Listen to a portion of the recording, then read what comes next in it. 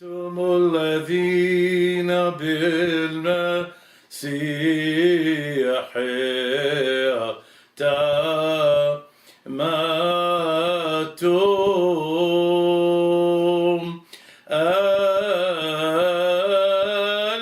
المسيح قد لبستم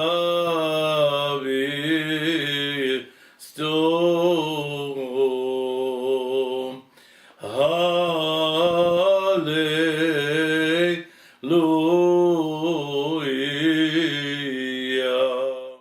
To be continued from my earlier discussion.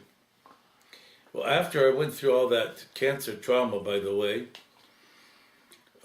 for 10 years later, and I'm sure because I was on an experimental program, my interior was ruined, and every year without fail, I was rushed to the hospital for some dramatic reason. I'm not going to go over each one now, but I am convinced because they would call me every year from the hospital and they'd say, "Is Father Gabriel there?" And I'd say, "It is I." "Oh, you're still alive." I said, "Well, thank you very much for that." I'm convinced that the powerful cocktail that I was on, it kept me alive till now, but I'm sure it did a lot of damage. Which takes me to my next issue. Because I kept going into the hospital every year for some crazy reason, among them blockages and kidney failure, because I did have acute kidney failure.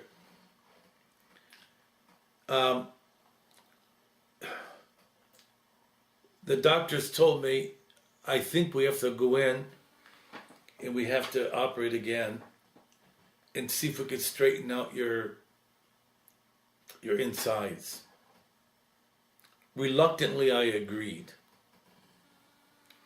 And the day after surgery, and I woke up, I said, "Oh my gosh, this was easy." And that night, my blood pressure dropped. They called my family, telling them they were losing me, which began a week-long operation every day. And I ended up in a coma for 6 weeks. Kidney failure. I was resuscitated 6 times during that period. Whatever could go wrong went wrong. And I remember when they were waking me up, and I guess that's what happens. I woke up crying because I didn't know what happened to me. I was up and walking after surgery, and then 6 weeks later, and during that period, by the way, while I was in a coma, you'd be surprised kind of what I heard and how I interpret it. I chronicled this in my book called Silence. My cancer was chronicled in a book called Gabriel's Dragons.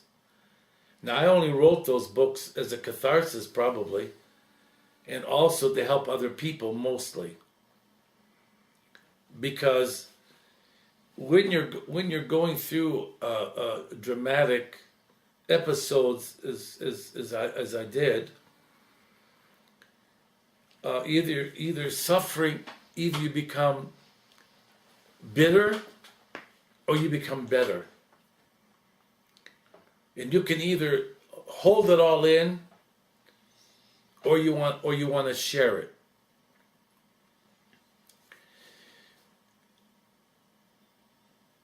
let me just say a few words about that. I think suffering forced me to make decisions about how I followed God and what kind of priest was I.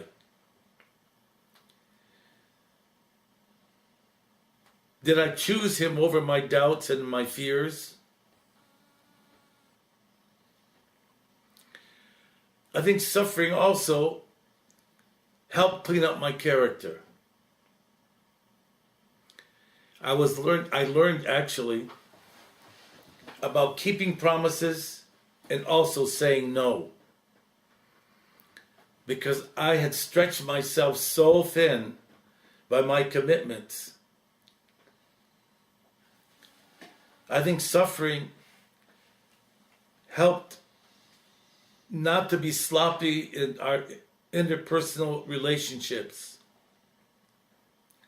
to be more patient,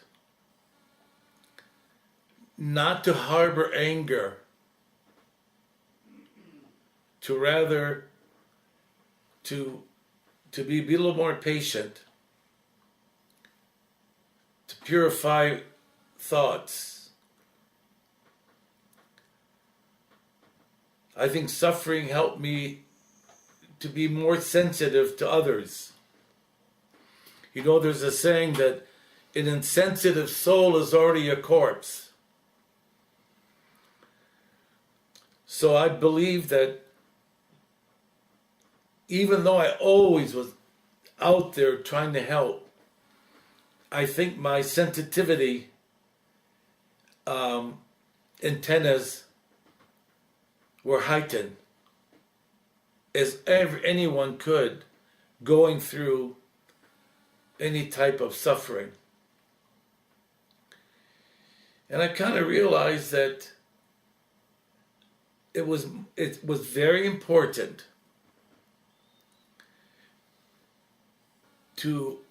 although I thought about this all my life, about having a vision, that I thought that it was important to make life better for others,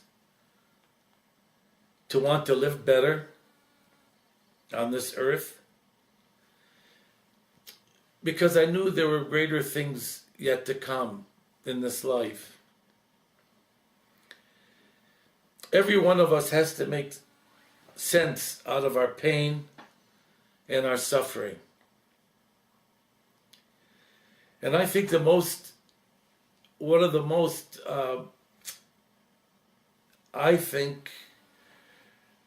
revelations is the idea of reaching out to others, not to wallow. Woe is me. And you know what I think helped? I used to pick up the book of Psalms every day. I would sit him. I'm sorry if I'm talking the first person singular, but I'm relating a personal experience. I used to go to my study with my icons, because I got an energy from those icons, and I'd read the book of Psalms. And I dare say that the language of the book of Psalms became my language, and it was a transformative experience. Using the words of the psalm to cry out or to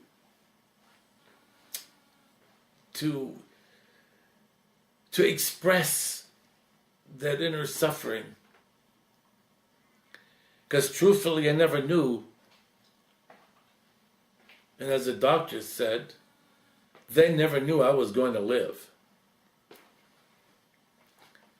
It made every day more precious. Of course, we all have human frailties. And I can't say I lived up to all those things. Of course, we've all lost our temper at times and became impatient. But when you think about the road that we traveled, it's kind of a wake-up call.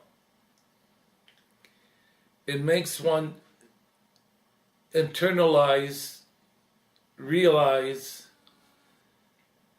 and look more deeply into one's soul, one's life, and one's purpose on this earth. Pain can be redemptive. I remember telling people all during this period that I would try to be pain friendly. I would talk to my pain and say, I want you to be my friend. And honestly, I never, ever, in all the years of whatever God has willed for me or blessed me with, because I think it's a blessing, I believe that it makes you better. It makes you realize your wife, your children, your grandchildren, your friends, how precious, and never to take anyone or anything for granted. Because in a moment, and I experienced it, in a moment, it can all be taken away.